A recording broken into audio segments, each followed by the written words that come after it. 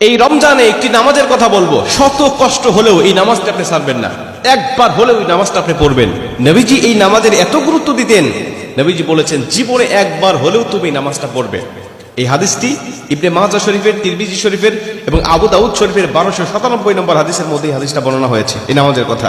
নবীজি তার চাচা আব্বাস রাদিয়াল্লাহু তাআলা আনহুকে ডাক দিয়ে বলেন, চাচা আমি আপনাকে এমন একটি নামাজের কথা বলছি, এই নামাজটা আপনি প্রতিদিন একবার হলেও আপনি আদায় করবেন।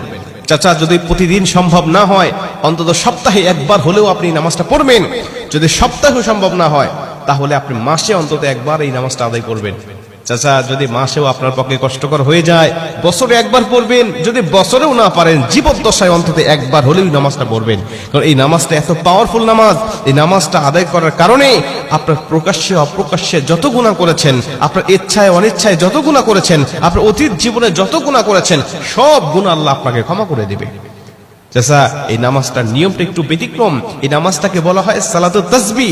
এই নামাজের মধ্যে অতিরিক্ত কিছু তাসবিহ পাঠ করতে হয়। সুবহানাল্লাহ, আলহামদুলিল্লাহ, লা ইলাহা ইল্লাল্লাহ, আল্লাহু আকবার। এই চারটা তাসবিহ একত্রিত করে সুবহানাল্লাহি ওয়াল হামদুলিল্লাহি ওয়া লা ইলাহা ইল্লাল্লাহু আল্লাহু আকবার, এই তাসবিহগুলো, এই বাক্যগুলো এখানে পাঠ করতে হয়। 4 রাকাত বিশিষ্ট এই নামাজ সালাতুত তাসবিহ 4 রাকাত পড়তে হয় এক নিয়তে। 4 রাকাত নামাজে প্রতি রাকাতে 75 বার করে করে মোট 300 বার এই তাসবিহটা পাঠ করতে হয়।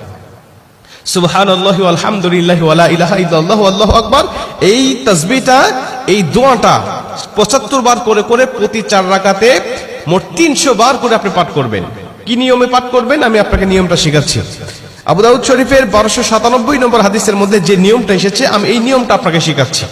আমাদের সমাজে আর বেশ কিছু মানুষ বেশ কিছু নিয়ম বলে, কিন্তু আমি আপনাকে হাদিস থেকে সরাসরি নিয়মটা জানাচ্ছি। এটা আপনি রেকর্ড করে নেন, খাতা কলম থাকলে লিখে নেন। প্রয়োজনে এটা যত সোশ্যাল মিডিয়াতে যাবে, ফেসবুক ইউটিউবে যাবে, এটা আপনি সেভ করে নিজ আইডিতে শেয়ার করে রেখে দিবেন, যাতে আপনিও শিখতে পারেন, অন্য মানুষকে শিখাতে পারেন। আপনার শেখানোর কারণে কেউ যদি নামাজটা আদায় করতে পারে, ও যে সওয়াবটা অর্জন করবে, সওয়াবের একটা অংশ আল্লাহ আপনার আমলনামায়ও দান করবে। এজন্য এগুলো মানুষের কাছে ছড়িয়ে দিবেন যত সম্ভব হয়। আপনি প্রথমে যখন নামাজটা শুরু করবেন, নিয়ত করবেন নফল নামাজের নিয়ত করে অন্যান্য নামাজে যেভাবে সানা পাঠ করি আপনি সেভাবে সানা পড়বেন। অন্যান্য নামাজে যেভাবে সূরা ফাতিহা পড়ি ওভাবে সূরা ফাতিহা পড়বেন। অন্যান্য নামাজে সূরা ফাতিহার পরে যেভাবে সূরা মিলান ওইভাবে সূরা মিলাবেন। সূরা মিলানোর পরে রুকুতে যাবার আগে দাঁড়ানো অবস্থায় আপনি 15 বার এই তাসবিহটা পাঠ করবেন। সুবহানাল্লাহি ওয়াল হামদুলিল্লাহি ওয়া লা ইলাহা ইল্লাল্লাহু আল্লাহু আকবার, এই তাসবিহটা পাঠ করলেন 15 বার। 15 বার পাঠ করার পর আপনি রুকুতে চলে গেলেন। রুকুতে গিয়ে রুকুর যে তাসবিহটা আছে, তাসবিহটা পাঠ করার পরে সুবহান রাব্বিল আযীম বলার পরে আপনি এই তাসবিহটা আবার পাঠ করবেন 10 বার। সুবহানাল্লাহি ওয়াল হামদুলিল্লাহি ওয়া লা ইলাহা ইল্লাল্লাহু আল্লাহু আকবার, এই 15 বার আর 10 বার 25 বার। এরপরে আপনি রুকু থেকে উঠে দাঁড়ালেন, দাঁড়ানোর অবস্থায় আপনি আবারও 10 বার পাঠ করবেন। তাহলে হলো 10 আর 25 35 বার। এরপরে আপনি রুকুতে চলে যাবেন। রুকুতে গিয়ে রুকুর তাসবিহটা পাঠ করার পরে আবারও পড়বেন 10 বার। এই হলো 35 আর 10 45 বার। এরপরে আপনি রুকু থেকে আবার উঠে বসে পড়লেন। বসার পরে আপনি আবার পড়বেন 10 বার। 45 আর 10 55 বার। এরপরে আপনি আবার রুকুতে চলে যাবেন। রুকুতে গিয়ে রুকুর তাসবিহ পাঠ করার পরে আবার পড়বেন 10 বার।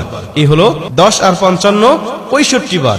এরপরে রুকু থেকে যখন উঠবেন, উঠে প্রথম রাকাতে আপনাকে দাঁড়াতে হবে, না দাঁড়িয়েই আপনি বসা অবস্থায় আবার 10 বার পাঠ করবেন। এই হলো 65 আর 10 75 বার। দ্বিতীয় রাকাতে ঠিক একই নিয়মে, তৃতীয় রাকাতে ঠিক একই নিয়মে, চতুর্থ রাকাতেও একই নিয়মে, এই 4 রাকাতে 75 বার করে করে যখন 300 বার পাঠ করে আপনি সালাম ফিরিয়ে নামাজটা শেষ করবেন, সালাতুত তাসবিহ নামাজটা আপনার আদায় হয়ে গেল। এই নামাজ শেষ করে আল্লাহ পাকের কাছে আপনি দোয়া করবেন, যেভাবে ইচ্ছা চাইবেন আল্লাহ পাক আপনার দোয়াটাকে কবুল করে নেবে।